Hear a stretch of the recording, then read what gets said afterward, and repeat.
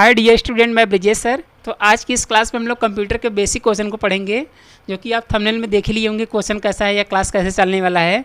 तो यह क्लास हम लोग का 93 होगा। तो इस क्लास में हम लोग जो ट्रिपल सी और ओ लेवल में बार बार क्वेश्चन पूछे जाते हैं, उसी सब सारे क्वेश्चन को हम लोग इस क्लास में पढ़ेंगे। तो ये सब सारे क्वेश्चन हर शिफ्ट में रिपीटेड क्वेश्चन होते हैं। तो सभी स्टूडेंट कॉपी लेके बैठे हैं और सारे क्वेश्चन को साथ में नोट डाउन करते चले। तो जितने भी नए स्टूडेंट इस चैनल जुड़े, चैनल सब्सक्राइब कर लेंगे। हमारे ऑफलाइन बैच वाले भी स्टूडेंट अभी तक चैनल को सब्सक्राइब नहीं किए हैं, तो चैनल को सब्सक्राइब कर लेंगे, ताकि कोई भी नोटिफिकेशन है उनके पास तुरंत पहले पहुँचे। तो इस क्लास में हम अपने हाथ से सब सारे क्वेश्चन बनाए हुए हैं, मतलब हाथ के बनाए क्वेश्चन हैं।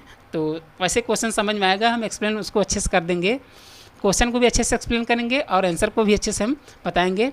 तो सभी स्टूडेंट कॉपी लेके बैठेंगे, सारे क्वेश्चन को साथ में नोट डाउन करते चलेंगे। और एक चीज़, शार्ट नोट जरूर बनाएंगे, जो हम अलग से बोलेंगे उसको आप अलग से शार्ट नोट अपने कॉपी में बना लेंगे। तो हम लोग अपने क्वेश्चन पे आते हैं फर्स्ट। तो क्वेश्चन इसमें बहुत सिंपल है, और जो कि हम लोग क्वेश्चन उसको पढ़े हुए हैं, और कुछ नए क्वेश्चन जो बनते हैं उस सब सारे क्वेश्चन को हम लोग इस क्लास में कवर करेंगे। तो क्वेश्चन फर्स्ट इसमें क्या दिया है, क्वेश्चन नंबर फर्स्ट दिया है, किस प्रकार की मेमोरी गैर वाष्पशील मतलब नॉन वोलेटाइल होती है। गैर वाष्पशील मतलब वो थोड़ा डीपली हिंदी है गैर वाष्पशील मतलब नॉन वोलेटाइल होती है और बिजली बंद होने पर डेटा बरकरार रहती है, मतलब डेटा डिलीट नहीं होती है, कहने का मतलब ये है। तो जैसे अब देखिए, मेमोरी कितने टाइप्स का होता है, पहले इसके बारे में डिटेल जानते हैं हम लोग, उसके बाद हम लोग आंसर पे आएंगे। तो कंप्यूटर में 2 टाइप्स के मेमोरी होते हैं, एक रैम होता है, एक रोम। रैम का फुल फॉर्म नेम होता है रैंडम एक्सेस मेमोरी, और रोम का फुल फॉर्म नेम होता है रीड ओनली मेमोरी। एक वोलेटाइल मेमोरी होती है, एक नॉन वोलेटाइल मेमोरी होती है, मतलब एक में से डेटा डिलीट हो जाता है लाइट कटने पर, और एक में से डिलीट नहीं होता है।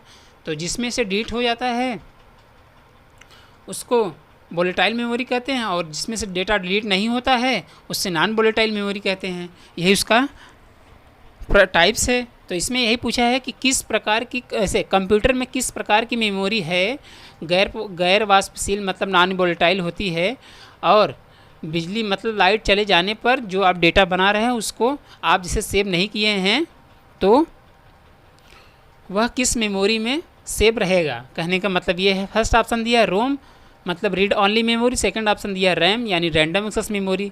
तो लाइट चले जाने पर भी डेटा डिलीट नहीं होता, ये किस में से, रोम में से। तो राइट आंसर क्या हो जाएगा स्टूडेंट्स, ए, यानी रीड ओनली मेमोरी में से लाइट चले जाने पर भी डेटा डिलीट नहीं होते, उसको रिकवर वापस कर सकते हैं। तो राइट आंसर क्या हो जाएगा स्टूडेंट्स, ए, यानी रोम इज़ द राइट आंसर। अब हम लोग क्वेश्चन नंबर नेक्स्ट पे आते हैं, यानी 2 पर। तो क्वेश्चन नंबर 2 को देखते हैं क्या दिया इसमें। क्वेश्चन नंबर 2 दिया है, कंप्यूटर स्क्रीन पर इंफॉर्मेशन प्रदर्शित करने के लिए कौन से घटक जिम्मेदार है, मतलब कौन घटक का मतलब कौन सा कंपोनेंट्स जिम्मेदार है। इस बार हिंदी कुछ ज़्यादा हो गया है, तो अपने हाथ से वैसे जो हमें समझ में आया वैसे हम टाइप कर दिए हैं। तो एक्सप्लेन हम वैसे इंग्लिश में कर ही देंगे। वापस क्वेश्चन को पढ़ रहे हैं, कंप्यूटर स्क्रीन पर इंफॉर्मेशन प्रदर्शित करने के लिए कौन से कंपोनेंट्स जिम्मेदार है। फर्स्ट ऑप्शन दिया है central processing unit, second option दिया मॉनिटर। मतलब कंप्यूटर में ऐसा कौन सा कंपोनेंट्स है जो भी आप डॉक्यूमेंट्स कीबोर्ड के माध्यम से बना रहे हैं, वह किस पर दिखेगा, मतलब बनाने के बाद वह सीपीयू में जब प्रोसेसिंग होने के बाद किस में दिखेगा, कहने का मतलब ये है। तो फर्स्ट में दिया सीपीयू, सेकंड ऑप्शन दिया मॉनिटर।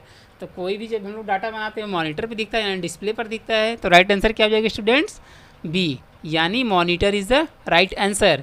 तो मॉनिटर पे ही बनाए गए डेटा पूरे डिस्प्ले होते हैं, इसी को हम लोग मॉनिटर या डेस्कटॉप या टीएफटी या डिस्प्ले कहते हैं। वैसे मॉनिटर का 2-3 नाम है, जान लीजिए। एक फर्स्ट होता है मॉनिटर, सेकंड होता है टीएफटी, और थर्ड होता है डेस्कटॉप, फोर्थ होता है एलसीडी। वैसे ढेर सारे बोला जाता है, वैसे मॉनिटर हम लोग यहाँ कहेंगे। तो राइट आंसर क्या हो जाएगा students, monitor is the right answer. अब हम लोग क्वेश्चन नंबर नेक्स्ट पे आते हैं, यानी 3rd पर। तो क्वेश्चन नंबर 3rd को देखते हैं, इसमें क्या दिया है।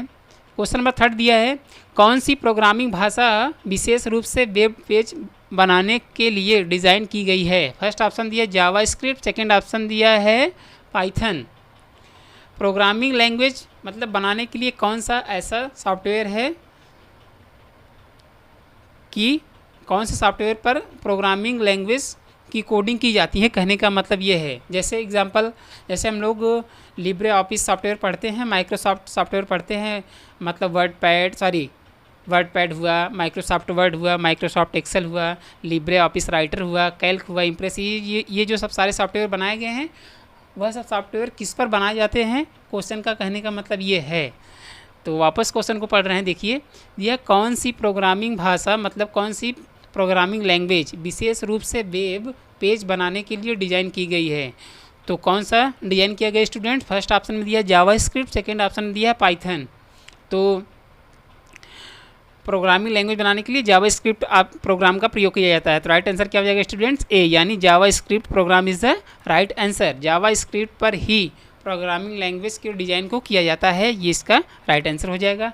अब हम लोग क्वेश्चन नंबर नेक्स्ट पे आते हैं, यानी फोर्थ पर। तो क्वेश्चन नंबर फोर्थ को देखते हैं क्या दिया इसमें। क्वेश्चन नंबर फोर्थ दिया है, ऑपरेटिंग सिस्टम का क्या कार्य है? फर्स्ट ऑप्शन दिया to store data, second option दिया to manage computer hardware and software resources. तो ऑपरेटिंग सिस्टम होता क्या है उसके बारे में डिटेल, उसके बाद आंसर पे हम लोग आते हैं। ऑपरेटिंग सिस्टम विंडोज़ को कहते हैं। अब विंडोज़ होता क्या है? जैसे Windows 7, Windows XP, Windows 8, Windows 10, Windows 11। तो ये सब जो सारे विंडोज़ होते हैं उसी को ऑपरेटिंग सिस्टम कहा जाता है। तो यही बताया जा रहा है कि जो आपका कंप्यूटर में विंडोज़ होता है उसका कार्य क्या है। उसका कार्य ये है कि सॉफ्टवेयर को हैंडल करना, इसी ऑपरेटिंग का वही कार्य है। तो राइट आंसर क्या हो जाएगा स्टूडेंट्स? बी, यानी to manage computer hardware and software resource, इसका ये राइट आंसर है। वैसे सिंपल लैंग्वेज में देखें तो आप ऐसे सीधा बताएंगे, ऑपरेटिंग सिस्टम का प्रयोग सॉफ्टवेयर को मैनेजमेंट करना कार्य होता है, इसका ये राइट आंसर है। वैसे क्वेश्चन एग्जाम में आए तो आप ऐसे इस पर थोड़ा सा समझ के करेंगे। क्या हो जाएगा right answer students? To manage computer hardware and software resource, इसका ये राइट आंसर है। अब हम लोग क्वेश्चन नंबर नेक्स्ट पे आते हैं, यानी 5 पर। तो क्वेश्चन नंबर 5 देखते हैं क्या दिया इसमें। क्वेश्चन नंबर 5 दिया, निम्नलिखित में से कौन सी एक वोलेटाइल मेमोरी है? अभी तो क्वेश्चन नंबर फर्स्ट में नॉन वोलेटाइल पूछा था, अब इसमें वोलेटाइल, जो कि हम पूरा डिटेल बताई दिए थे कितने टाइप्स की मेमोरी होते हैं। फर्स्ट ऑप्शन दिया है रैम, रैंडम, यानी रैम का फुल फॉर्म नेम होता है रैंडम एक्सेस मेमोरी, ये तो सभी स्टूडेंट को पता होगा। First option. सेकंड ऑप्शन दिया है रोम, HDD मतलब हार्ड डिस्क ड्राइव, SSD मतलब solid state drive, pen drive, ये सब सेकंड ऑप्शन में दिया गया है। तो वोलेटाइल मेमोरी कौन सा हो जाती है स्टूडेंट्स? ये आपके हो जाते हैं रैम हो जाते हैं। तो राइट आंसर क्या हो जाएगा स्टूडेंट्स? ए, यानी RAM is the right answer. तो वोलेटाइल मेमोरी के अंतर्गत रैम आता है, जो कि आप लाइट चले जाने पर इसमें से डेटा डिलीट हो जाता है और रोम में से डिलीट नहीं होता है। तो जिसमें से डेटा डिलीट हो जाता है उसको वोलेटाइल मेमोरी कहते हैं, जिसमें से डेटा डिलीट नहीं होता उसको नॉन वोलेटाइल कहते हैं। तो RAM is the volatile memory और ROM is the non volatile memory. इसको आप अपने कॉपी में शॉर्ट नोट्स में नोट डाउन कर लेंगे। और सेकंड में दिया रोम मतलब hard disk drive, state solid disk drive और पेन ड्राइव, इसमें से डेटा डिलीट नहीं होते। इसमें आप जब सेव कर देंगे लाइट चले जाने पर भी डेटा बचा रहेगा। तो इसको आप अपने कॉपी में नोट डाउन कर लीजिए। तो इसका ये राइट आंसर है। अब हम लोग क्वेश्चन नंबर नेक्स्ट पे आते हैं, यानी 6 पर। तो क्वेश्चन नंबर 6 क्या देखते हैं इसमें क्या दिया है। बहुत सिंपल क्वेश्चन है, तो जो हर बार पूछता है वैसे क्वेश्चन हम बनाए हुए हैं अपने हाथ से।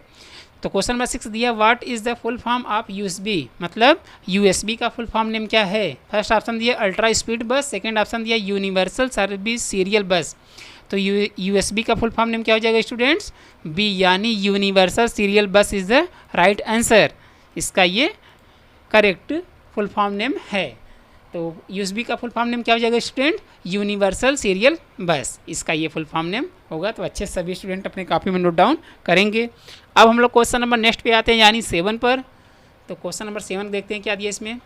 क्वेश्चन नंबर 7 दिया है, कंप्यूटर में कंपाइलर का उद्देश्य क्या है। अब कंपाइलर होता क्या है? कंपाइलर कंप्यूटर में कंपोनेंट्स होता है, उस कंपोनेंट के माध्यम से, जैसे इसका मतलब पूरा डिटेल ही बता दे रहे हैं। इसका मतलब ये होता है, कंपाइलर का मतलब जो भी हम लोग अपने कीबोर्ड के माध्यम से डेटा इनपुट करते हैं उसको हाई लेवल लैंग्वेज, जो भी हम लोग अपने कीबोर्ड से डेटा टाइप करते हैं, चाहे अल्फ़ाबेट्स हो, चाहे नंबर्स हो, चाहे सिंबल्स हो, वह उसको बाइनरी फॉर्म में कन्वर्ट करके हमको डिस्प्ले पर दिखाता है। तो वह जो कन्वर्ट करता है उसको क्या कहते हैं, उसी को कंपाइलर ही बाइनरी फॉर्म में कन्वर्ट करके डिस्प्ले पर आउटपुट दिखाता है, उसी को कंपाइलर कहते हैं। तो वही ये पूछा हुआ है। तो ऑप्शन में दिया है to convert high level language programming code into machine code, और सेकंड ऑप्शन दिया टू ब्राउज द इंटरनेट। तो कंप्यूटर में कंपाइलर का कार्य है कीबोर्ड के द्वारा कोई किसी भी टाइप्स के टाइप किए गए टेक्स्ट को, किसी भी टाइप्स के टाइप किए गए टेक्स्ट को मशीन लैंग्वेज में चेंज करना। मशीन लैंग्वेज का मतलब बाइनरी नंबर। तो इसका ये राइट आंसर हो जाएगा। तो राइट आंसर क्या हो जाएगा student, to convert high level programming code into machine code, मतलब हाई लेवल लैंग्वेज को मशीन लैंग्वेज में कोड करने का कार्य कंपाइलर करता है। इसका ये राइट आंसर है। अब हम लोग क्वेश्चन नंबर नेक्स्ट पे आते हैं, यानी 8 पर। तो क्वेश्चन नंबर 8 को देखते हैं क्या दिया इसमें।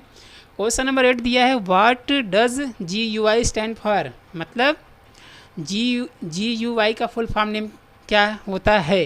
क्वेश्चन का कहने का मतलब ये है तो क्वेश्चन GUI का फुल फॉर्म नेम क्या हो जाएगा स्टूडेंट्स। GUI का फर्स्ट ऑप्शन दिया है general user interface, second option दिया है ग्राफिकल यूजर इंटरफेस। तो थोड़ा सा इसके बारे में डिटेल हम लोग जानते हैं क्वेश्चन का मतलब, उसके बाद हम लोग आंसर पे आएंगे। वैसे सभी स्टूडेंट को पता होगा GUI का फुल फॉर्म नेम क्या होता है। तो देखिए, कंप्यूटर में 2 टाइप्स के ग्राफिक्स होते हैं, एक कैरेक्टर यूजर होता है और एक ग्राफिक्स यूजर होता है। एक CUI बेस्ड होता है और एक GUI बेस्ड होता है। जो हम लोग का MS-DOS है और लिनक्स था, ये सब सारे CUI बेस्ड थे, मतलब कैरेक्टर यूजर बेस्ड सॉफ्टवेयर थे। और जो हमारा विंडोज़ है यह ग्राफिक्स यूजर है, मतलब ये GUI बेस्ड है। जैसे आपसे पूछ दे कि विंडोज़ किस टाइप का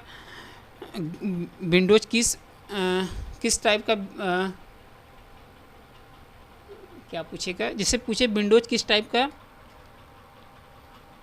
सॉफ्टवेयर है तो आप क्या बताएंगे, तो आप बताएंगे GUI मतलब ग्राफिक्स यूजर बताएंगे। और पूछे MS-DOS कैसा है तो आप बताएंगे CUI मतलब character user interface based software है। तो अभी इसमें पूछा है कि GUI का फुल फॉर्म नेम क्या होगा, तो GUI का फुल फॉर्म नेम क्या हो जाएगा students, graphical user interface is the right answer. तो इसका ये फुल फॉर्म नेम है। अब हम लोग क्वेश्चन नंबर नेक्स्ट पे आते हैं, यानी 9 पर। तो क्वेश्चन नंबर 9 को देखते हैं क्या इसमें दिया है। क्वेश्चन नंबर 9 दिया है बिजली मतलब पावर बंद होने पर डेटा को अस्थायी रूप से संग्रहित मतलब इकट्ठा करने के लिए कौन सा कंप्यूटर घटक जिम्मेदार है। तो ये सब सारे क्वेश्चन हाथ से बनाए गए क्वेश्चन हैं। तो जैसे हमको समझ में आया वैसे हम क्वेश्चन को बना दिए हैं। क्वेश्चन इसलिए अपने हाथ से इस बार बनाएं कि ताकि स्टूडेंट को अच्छे से समझ में आए। तो थोड़ा सा पढ़ने में तो वैसा लगेगा बट समझ में तो आएगा ही। वापस क्वेश्चन को पढ़ने देखिए, दिया है बिजली बंद होने पर डेटा को अस्थायी रूप से संग्रहित करने के लिए कौन से कंप्यूटर घटक जिम्मेदार है। मतलब लाइट चले जाने पर भी कंप्यूटर में जो भी आप टाइप किए हैं, जो भी डॉक्यूमेंट्स बनाए हुए हैं, उसको सेव करके रखने के लिए कौन से कंपोनेंट्स प्रयोग किया जाता है कंप्यूटर में। फर्स्ट ऑप्शन दिया hard disk drive, second option दिया रैम CPU। तो कंप्यूटर में लाइट चले जाने पर हार्ड डिस्क ड्राइव में सेव किए गए डेटा कभी डिलीट नहीं होते हैं। तो राइट आंसर क्या हो जाएगा स्टूडेंट्स, ए, यानी hard disk drive is the right answer. इसी को शॉर्ट में HDD भी कहते हैं, जो कि हम ब्रैकेट में मेंशन कर दिए, आप देख सकते हैं। तो जैसे फुल फॉर्म नेम पूछे HDD का फुल फॉर्म नेम क्या होगा, तो स्टूडेंट आप क्या बताएंगे, हार्ड डिस्क ड्राइव बताएंगे। तो और जैसे पूछे कि कंप्यूटर में लाइट चले जाने पर भी डेटा किसमें सेव रहते हैं, तो आप क्या बताएंगे, हार्ड डिस्क ड्राइव बताएंगे। और कौन कौन से होते हैं, जैसे और पेन ड्राइव भी होता है और SSD भी होता है। ये SSD का फुल फॉर्म नेम होता है सॉलिड स्टेट ड्राइव, उसका ये फुल फॉर्म नेम होता है। ये सब जो तीनों होते हैं इसमें से डेटा लाइट चले जाने पर भी डिलीट नहीं होते हैं। तो अभी यहाँ हार्ड डिस्क दिया है तो आप हार्ड डिस्क पर आंसर को टिक करेंगे। अब हम लोग क्वेश्चन नंबर नेक्स्ट पे आते हैं, यानी 10 पर। तो क्वेश्चन नंबर 10 पे आने से पहले सभी स्टूडेंट से रिक्वेस्ट है, जो भी नए स्टूडेंट इस चैनल से जुड़ रहे हैं चैनल को सब्सक्राइब कर लेंगे। हमारे ऑफलाइन बैच वाले स्टूडेंट भी चैनल को सब्सक्राइब नहीं किए तो चैनल को सब्सक्राइब कर लेंगे, ताकि कोई भी नोटिफिकेशन है उनके पास तुरंत पहले पहुँचे। वैसे देखो कंटेंट बनाने में थोड़ा सा टाइम लगता है, तो आपका भी राइट बनता है कि आप चैनल को सब्सक्राइब कर लें। और वैसे हम लोग 800 प्लस स्टूडेंट इस चैनल से जुड़ चुके हुए हैं, तो सभी स्टूडेंट की कोशिश यही करना है कि 15 अगस्त तक हम लोग 1K कंप्लीट कर पाएँ, ताकि हमारे बर्थडे तक आने तक हम लोग 1K का सेलिब्रेशन कर पाएँ अच्छे से। तो सभी स्टूडेंट कोशिश यही करें कि 20 अगस्त से पहले ही 1K कंप्लीट करा दें। थोड़ा सा आपका भी ये राइट है।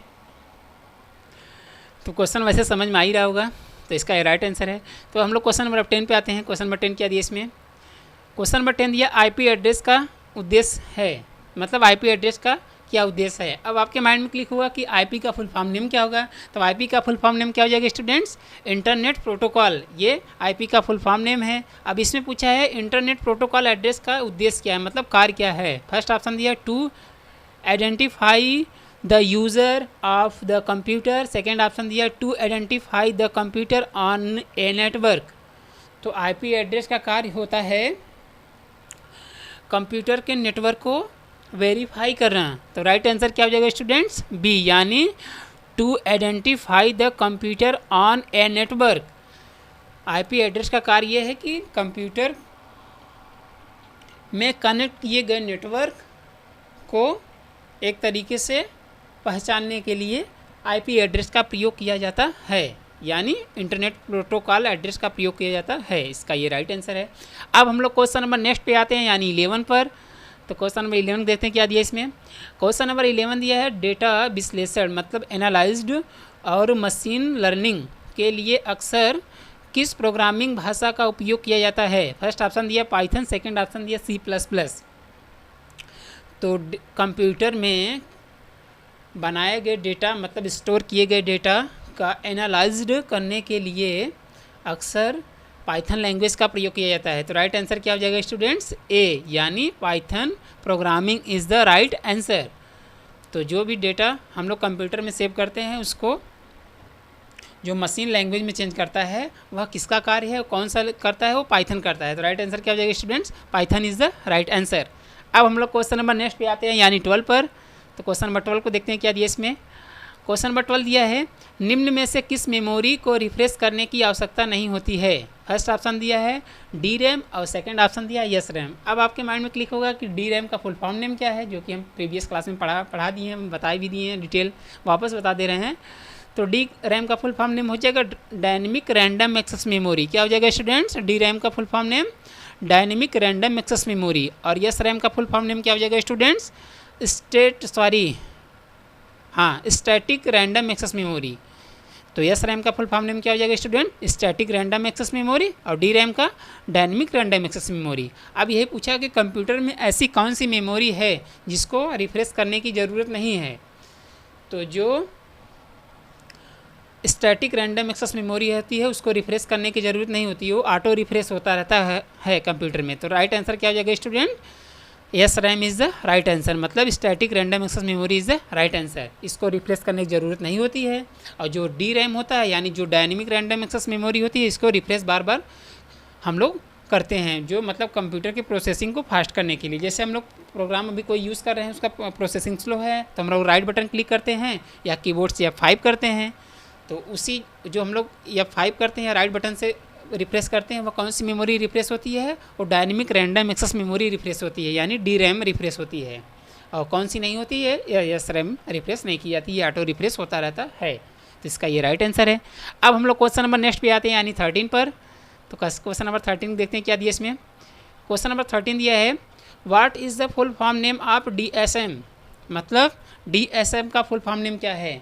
तो यह क्लास दोनों के लिए अच्छे से क्वेश्चन को हम कवर किए हैं, चाहे वो लेवल का एग्ज़ाम हो या CCC का एग्ज़ाम हो। तो जिस भी स्टूडेंट का O लेवल या CCC का एग्ज़ाम हो, तो अच्छे से क्वेश्चन को एक बार अच्छे से देखकर उसको जाएं। तो ये सब सारे क्वेश्चन हर बार रिपीटेड पूछा जाता है, तो उसी की बेस पर हम इस क्वेश्चन को ऐसे बनाए हुए हैं। यह what is the full form name of the DSM, मतलब DSM का फुल फॉर्म नेम क्या है। फर्स्ट ऑप्शन दिया है distributed shared memory, second option दिया डायरेक्ट सिस्टम मेमोरी। तो राइट आंसर क्या हो जाएगा स्टूडेंट? DSM का full form name distributed shared memory DSM का फुल फॉर्म नेम होता है। तो DSM का फुल फॉर्म नेम क्या बताएंगे स्टूडेंट आप? Distributed shared memory is the right answer. अब हम लोग क्वेश्चन नंबर नेक्स्ट पे आते हैं, यानी 14 पर। तो क्वेश्चन नंबर 14 देखते हैं क्या दिया है। क्वेश्चन नंबर 14 दिया है, what is the full form of HTML। मतलब HTML का फुल फॉर्म नेम क्या है? क्वेश्चन का कहने का मतलब ये है। तो HTML का फुल फॉर्म नेम क्या हो जाएगा स्टूडेंट? वैसे सबको पता होगा, तो कुछ नए स्टूडेंट जो हैं उसको अच्छे से अपने कॉपी में नोट डाउन करेंगे। फर्स्ट ऑप्शन दिया hyper transfer markup language, second option दिया है हाइपर टेक्स्ट मार्कअप लैंग्वेज। तो HTML का फुल फॉर्म नेम क्या हो जाएगा student? Hyper text markup language HTML का फुल फॉर्म नेम होता है। तो राइट आंसर क्या हो जाएगा स्टूडेंट्स? बी, यानी hyper text markup language is the right answer. इसका ये फुल फॉर्म नेम है। अब हम लोग क्वेश्चन नंबर नेक्स्ट पे आते हैं, यानी 15 पर। तो क्वेश्चन नंबर 15 को देखते हैं, इसमें क्या दिया है। क्वेश्चन नंबर 15 दिया है, कौन से आइकॉन ऑपरेटिंग सिस्टम के इंस्टॉल होने के बाद स्वयं ही बन जाते हैं? फर्स्ट ऑप्शन दिया सिस्टम आइकन, सेकंड ऑप्शन दिया फोल्डर आइकन। क्वेश्चन का कहने का ये मतलब है कि कंप्यूटर में जब विंडोज़ इंस्टॉल किया जाता है, जब इंस्टॉल होने पर बाय डिफ़ॉल्ट कौन से आइकन डेस्कटॉप पर सेव हो जाते हैं। जैसे हम लोग अपना फ़ोन जब रिस्टोर करते हैं, 2-3 आइकन अपने आप आ जाता है ना, जैसे कॉन्टैक्ट वाला, सॉरी कॉलिंग वाला आ जाता है, मैसेज वाला आ जाता है, उसके बाद गैलरी आ जाता है, उसके बाद फाइल मैनेजर आ जाता है। ये सब बाय डिफ़ॉल्ट आइकन होते हैं। मतलब जब भी हम लोग रिस्टोर अपने फ़ोन को करते हैं, बाय डिफ़ॉल्ट से आ जाते हैं। तो वैसे कंप्यूटर में जब फॉर्मेट किया जाता है, फॉर्मेट करने के बाद जब विंडोज़ इंस्टॉल किया जाता है, तो कंप्यूटर के कुछ ऐसे आइकन होते हैं जो कि बाय डिफ़ॉल्ट वो डेस्कटॉप पर आ ही जाते हैं। जैसे my computer, recycle bin, network, my document, और उसके बाद इंटरनेट एक्सप्लोरर। ये सब जितने भी आइकन्स हैं, इसी को सिस्टम आइकन कहते हैं। वही ये क्वेश्चन में पूछा हुआ है। तो कंप्यूटर में बाय डिफ़ॉल्ट विंडोज़ इंस्टॉल होने पर कौन से आइकन आ जाते हैं स्टूडेंट्स? सिस्टम आइकन आ जाते हैं। तो राइट आंसर क्या हो जाएगा? ए, यानी system icon is the right answer. अब हम लोग क्वेश्चन नंबर नेक्स्ट पे आते हैं, यानी 16 पर। तो क्वेश्चन नंबर 16 को देखते हैं क्या दिया है इसमें। क्वेश्चन नंबर 16 दिया, CVB का पूर्ण रूप क्या होता है? थोड़ा सा डिटेल है मतलब CVB का फुल फॉर्म नेम क्या है? कहने का मतलब ये है, फर्स्ट ऑप्शन दिया credit verification value, second option दिया कार्ड वेरिफिकेशन वैल्यू। तो CVB होता क्या है? CVB जो हम लोग का ATM कार्ड पर नंबर दिया रहता है, CVB 4 डिजिट का दिया रहता है ना नीचे ATM बैक साइड में, ATM कार्ड के बैक साइड में, या 3 डिजिट का दिया रहता है। जैसे किसी का 394 है, किसी का 496 है, वैसे उसी को CVB कहते हैं। तो यही पूछा हुआ है। तो CVB का फुल फॉर्म नेम क्या हो जाएगा स्टूडेंट्स? कार्ड वेरिफिकेशन वैल्यू, ये CVB का फुल फॉर्म नेम होता है। तो राइट आंसर क्या हो जाएगा स्टूडेंट्स? बी, यानी card verification value is the right answer. इसका ये फुल फॉर्म नेम है। अब हम लोग क्वेश्चन नंबर नेक्स्ट पे आते हैं, यानी 17 पर। तो क्वेश्चन नंबर 17 देखते हैं क्या दिया इसमें। क्वेश्चन नंबर 17 दिया, निम्नलिखित में से कौन सी एक उच्च स्तरीय, मतलब एक हाई लेवल प्रोग्रामिंग लैंग्वेज है? फर्स्ट ऑप्शन दिया C लैंग्वेज, सेकंड ऑप्शन दिया मशीन लैंग्वेज। तो कंप्यूटर में ऐसी कौन सी हाई लेवल लैंग्वेज है? तो कौन से होते हैं स्टूडेंट्स? ये C लैंग्वेज होते हैं। तो राइट आंसर क्या हो जाएगा स्टूडेंट्स? ए, यानी C language is the right answer. C language को हाई लेवल लैंग्वेज कहा जाता है। जैसे आपसे पूछे एग्जाम में कि हाई लेवल लैंग्वेज किस लैंग्वेज को कहते हैं, जैसे ऑप्शन दे दिया पाइथन, उसके बाद जावा, उसके बाद HTML, उसके बाद C लैंग्वेज, आप क्या बताएंगे? C लैंग्वेज बताएंगे। तो राइट आंसर क्या हो जाएगा students? C language is the right answer. और मशीन लैंग्वेज क्या होता है? ये लो लेवल लैंग्वेज होता है। तो लो लेवल लैंग्वेज पूछे तो आप मशीन लैंग्वेज बताएंगे, और हाई लेवल पूछे तो आप C लैंग्वेज बताएंगे। इसका ये राइट आंसर है। अब हम लोग क्वेश्चन नंबर नेक्स्ट पे आते हैं, यानी 18 पर। तो क्वेश्चन नंबर 18 को देखते हैं। क्वेश्चन नंबर 18 दिया, कंप्यूटिंग में फायरवॉल का क्या उद्देश्य है? फर्स्ट ऑप्शन दिया to speed up the computer processing speed, second option दिया to prevent unauthorised access to a computer or network. तो फायरवॉल होता क्या है, इसके बारे में डिटेल हम लोग थोड़ा जान लेते हैं, उसके बाद आंसर पे आएंगे। कंप्यूटर में देखिए फायरवॉल जो है यह एंटीवायरस का काम करता है। इसमें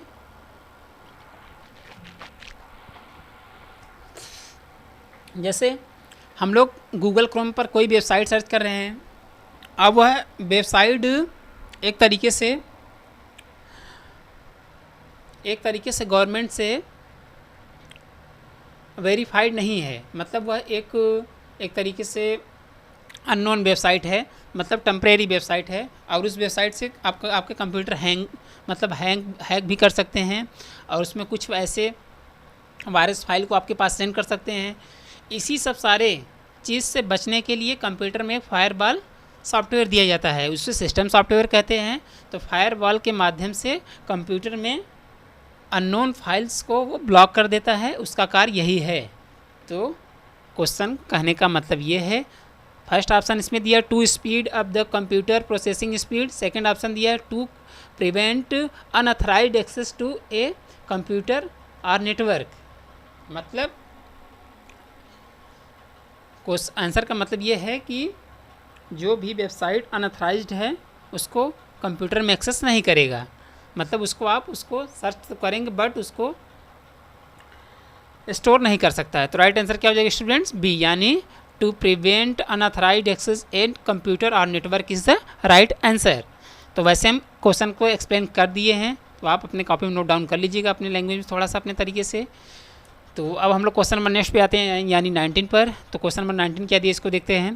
क्वेश्चन नंबर 19 दिया कौन सा उपकरण, मतलब कौन सा डिवाइस कंप्यूटर को टेलीफोन लाइनों के माध्यम से इंटरनेट से जुड़ने की अनुमति देता है। फर्स्ट ऑप्शन दिया मॉडेम, सेकंड ऑप्शन दिया राउटर। क्वेश्चन का कहने का ये मतलब है कंप्यूटर या लैपटॉप में कौन सा ऐसा डिवाइस है जिससे आप इंटरनेट को भी चला सकते हैं और किसी से आप कन्वर्सेशन भी कर सकते हैं, मतलब आप किसी दूसरे से बातचीत भी कर सकते हैं जैसे आप मोबाइल से करते हैं। क्वेश्चन का कहने का मतलब यही है।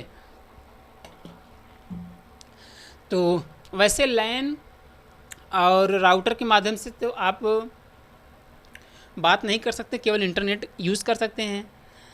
और जो एक पहले कंप्यूटर मॉडेम यूज़ किया जाता था उसके माध्यम से आप नेट को भी एक्सेस कर सकते थे और किसी दूसरे पर्सन से कन्वर्सेशन भी आप कर सकते थे, मतलब आप कॉलिंग से बात भी कर सकते हैं।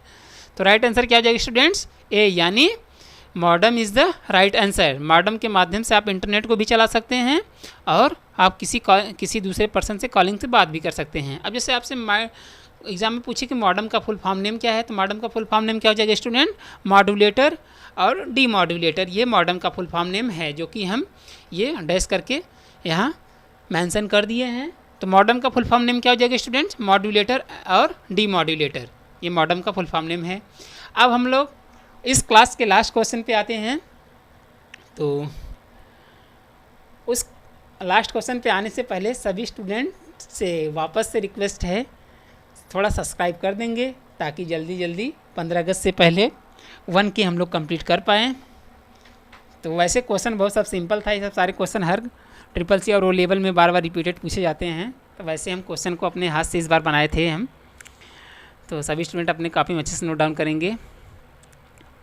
तो क्वेश्चन नंबर क्या दिया इसमें 20, मतलब क्वेश्चन नंबर 20, मोबाइल एप्लीकेशन बनाने के लिए किस प्रोग्रामिंग लैंग्वेज व्यापक रूप से उपयोग किया जाता है। मतलब जो मोबाइल में ऐप्स होते हैं उस ऐप्स को बनाने के लिए कौन से प्रोग्रामिंग लैंग्वेज का प्रयोग किया जाता है। क्वेश्चन का कहने का मतलब ये है, जैसे इंस्टाग्राम, व्हाट्सएप, उसके बाद FB मतलब फेसबुक, उसके बाद ढेर सारे वैसे सोशल मीडिया प्लेटफॉर्म हैं, उसी एप्लीकेशन को बनाने के लिए कौन से प्रोग्रामिंग लैंग्वेज का प्रयोग किया जाता है। फर्स्ट ऑप्शन दिया C++ लैंग्वेज, सेकंड ऑप्शन दिया जावा लैंग्वेज। तो मोबाइल एप्लीकेशन को बनाने के लिए जावा लैंग्वेज प्रयोग किया जाता है। तो राइट आंसर क्या हो जाएगा स्टूडेंट्स? लावा लैंग्वेज नहीं जावा लैंग्वेज। तो राइट आंसर क्या हो जाएगा स्टूडेंट्स? बी, यानी जावा लैंग्वेज के माध्यम से आप मोबाइल के एप्लीकेशन को बना सकते हैं। तो राइट आंसर क्या हो जाएगा स्टूडेंट्स? बी, यानी Java language is the right answer. तो आई होप सारे क्वेश्चन सभी स्टूडेंट को अच्छे से समझ में आया होगा। वैसे सब बेसिक क्वेश्चन था इस क्लास में और हम लोग सारे क्वेश्चन को अच्छे समझे भी। तो जितने भी नए स्टूडेंट इस चैनल जुड़े हैं चैनल को सब्सक्राइब कर लेंगे। हमारे ऑफलाइन बैच वाले भी स्टूडेंट चैनल को सब्सक्राइब कर लेंगे ताकि कोई भी नोटिफिकेशन उनके पास तुरंत पहले पहुँचे। तो थोड़ा सा क्लास देखो, थोड़ा सा कंटेंट तैयार करने में टाइम तो लगता है, तो आप भी यही कोशिश करिए कि चैनल को सब्सक्राइब कर लेंगे और उसके बाद आपके घर में जितने भी फ़ोन हैं सारे फ़ोन से आप चैनल को सब्सक्राइब कर दें ताकि हम लोग 1 के जल्दी से जल्दी कंप्लीट कर पाएँ। तो आज के लिए इतना ही। Thank you, bye bye.